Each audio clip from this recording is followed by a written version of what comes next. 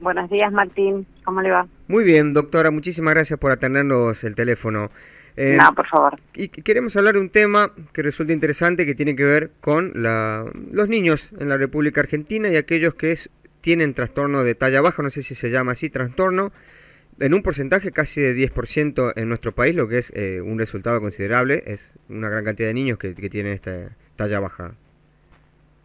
Sí, la talla baja, que es decir, cuando un niño sale por fuera de los parámetros normales de crecimiento, es bastante frecuente como motivo de consulta en el pediatra y es muy frecuente para el endocrinólogo pediatra.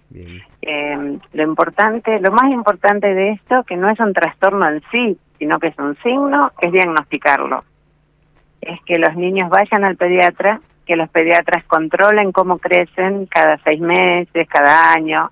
El tiempo de control varía con la edad del niño, durante el primer año es mucho más frecuente, y grafiquen la curva de crecimiento. Y de esta manera vamos a saber si un niño está creciendo adecuadamente o se está quedando en su crecimiento.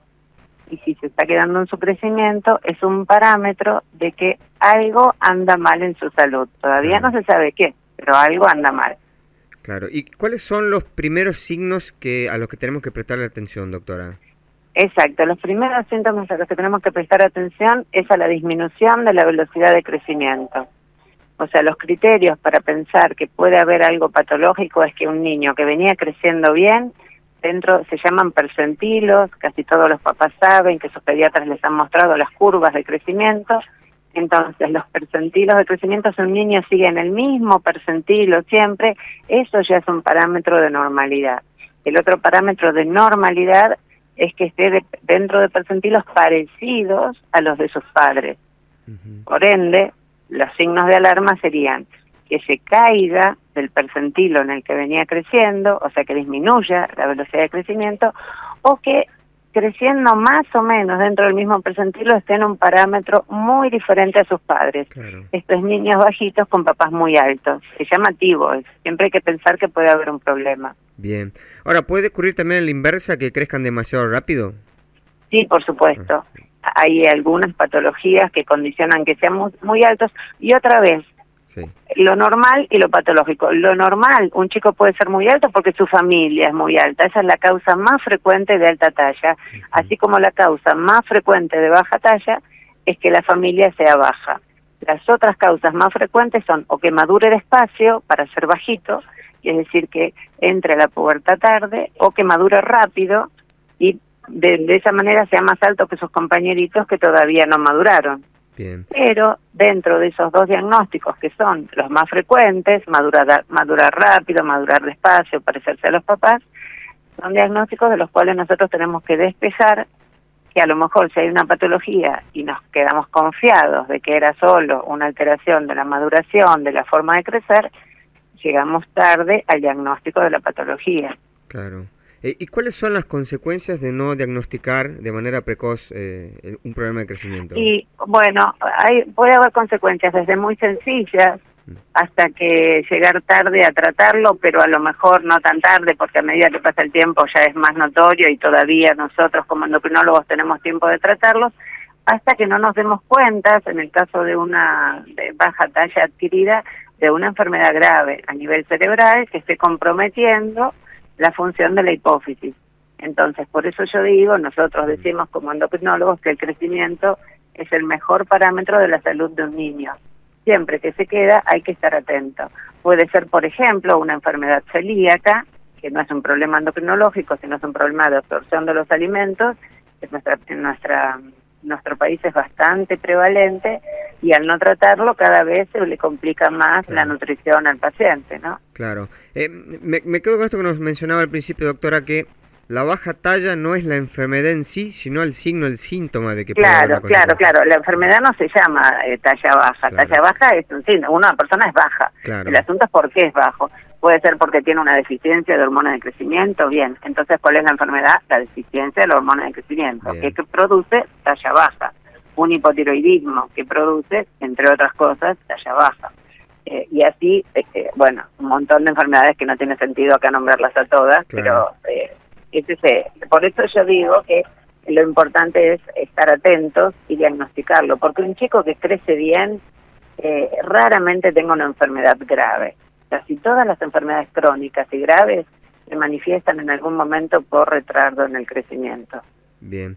Y en cuanto a los tratamientos, doctoras, a ver, sabemos que esto va evolucionando y que cada vez hay mejores formas de tratar estos tipos de problemas. Sí, los tratamientos lo que más está evolucionando es que se está haciendo lo que se llama medicina de precisión. ¿Qué quiere decir esto? Esto se ve mucho en oncología, por ejemplo, que antes todos los cánceres se trataban de la misma manera. Bueno, entonces, en el crecimiento también, como cada vez vamos despejando más las alteraciones, vamos a ir teniendo, en la medida que pasa el tiempo, tratamientos más precisos, de precisión, entendiendo justo cuál es el mecanismo que falla en cada paciente y adaptando el tratamiento. Por ahora, algunas cosas son que, bueno, vimos ahora en el último congreso en Roma de la especialidad, hay muchas cosas que son experimentales y lo que tenemos como cosas estándar son el tratamiento con hormona de crecimiento, que se da en forma inyectable y se da todos los días. Pero bueno, vamos afinando los tratamientos de acuerdo a las nuevas diagnósticos que la tecnología nos permite hacer. Antes podíamos diagnosticar en forma más burda y cada vez somos más detallistas para diagnosticar. Bien. Doctora, hace varios años ya, en el año 2003, se completó lo que era el mapeo del genoma del ADN humano y se han avanzado en diferentes tests, inclusive en Argentina se ha presentado uno. Eso... A ver, ¿está en etapa experimental todavía el poder detectar a partir de los genes? Está muy bien, la pregunta es excelente, gracias por hacerla. Una cosa es conocer el genoma humano y otra cosa es conocer qué hacen los genes. Claro. Entonces, yo, por ejemplo, puedo diagnosticar que un paciente tiene una deficiencia de hormona de crecimiento, pero que no sé por qué gen está producida. Entonces, lo que hay, puedo ir a buscar o un gen determinado, porque el aspecto, la clínica, los estudios me llevan a eso, o si no lo sé, tengo que hacer un estudio que voy subiendo de categoría. Una cosa es un panel de genes, que es estudiar, por ejemplo, 50 genes que se relacionan, estoy poniendo el ejemplo de hormona de crecimiento, pero podría ser cualquier otro, ¿no? Sí. Con la deficiencia de hormona de crecimiento. Entonces, si no encuentro nada ahí, puedo subir otro escalón y puedo hacer lo que se llama un exoma, y ese es un estudio de nueva generación de estudiar todos los genes del ser humano y ahí ver cuáles estén alterados, porque el genoma me muestra los genes normales, pero yo tengo que ver cuáles están alterados. Claro. Doctora, ¿y eso es muy costoso de hacer? Es muy costoso todavía, sí, es muy costoso. Por eso es muy importante, ustedes que hacen difusión masiva, no pretender que porque un chico es bajito tiene que ir a hacerse un estudio de exoma, de ninguna manera. Bien. Porque es ir a matar un mosquito con un misil nuclear. Claro. Entonces, todo tiene que estar dentro de un contexto, de un criterio, y no tiene que haber una presión parental para que el médico ceda, e incluso ni siquiera ser especialista, pedir un estudio genético carísimo. Porque uno de los grandes problemas de la salud general, pública y mundial, es que no alcanzan los recursos para pagar todo lo que se necesita. Claro. En ningún lugar del mundo, ni siquiera en Estados Unidos, ni en el mejor país de Europa. Entonces, las cosas tienen que ser pedidas de acuerdo a lo que corresponde.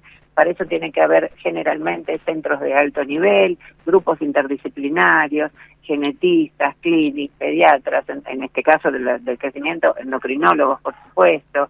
Entonces, así sí, uno va despejando y a lo mejor algo súper complejo yo lo encuentro con estudiar un solo gen, porque es tan claro el caso que no necesito hacer ningún estudio complicado. Claro. Estudio un solo gen con una técnica que se llama Sanger, que la estamos usando hace 30 años. Claro. Y ya diagnostiqué, ya está, terminó el trabajo. Entonces, por ahí está el conocimiento del grupo médico que evalúa a los pacientes. Perfecto. Doctora, muchísimas gracias por su tiempo. No, por favor, muchas gracias a ustedes, que estén bien. Igualmente para usted. Hablamos con la doctora Marta Ciascio, referente del Hospital Garrahan.